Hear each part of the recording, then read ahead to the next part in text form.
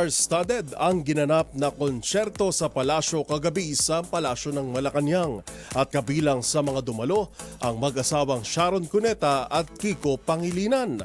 Ang dalawa may groovy kasama sina Pangulong Bongbong Marcos at First Lady Liza Araneta Marcos na agad pinag-usapan online. Narito ang report. Nothing but love. Iyan ang panimula sa caption ng post ni megastar Sharon Cuneta nang ibahagi ang ilang kuhang larawan mula sa dinaluhang konsyerto sa palasyo para sa pelikulang Pilipino na ginanap kagabi. Dito, ibinida ni megastar ang kanilang pictures ni PBBM na kanya raw paborito sa pamilya Marcos. Mayroon din silang groovy kasama ang mister na si dating Senador Kiko Pangilinan at First Lady Liza Araneta Marcos. Kasabay niyan, inalala rin ni Sharon ang ilang memories sa pamilya ng Pangulo. Kabilang na riyan noong bumisita pa raw ito noon sa Hawaii, gayon din sa kanilang tahanan sa Ilocos.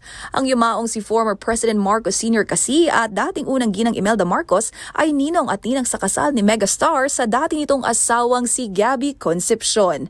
Agad namang bumuho sa ang sari-saring reaksyon mula sa netizens. Mayroong natuwa sa nasaksihan at nagsabing the world is healing.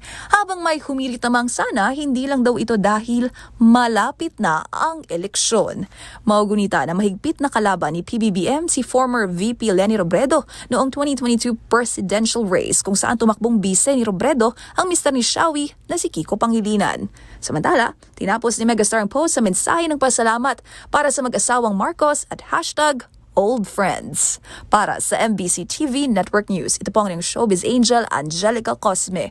Una sa Pilipinas, una sa Pilipino.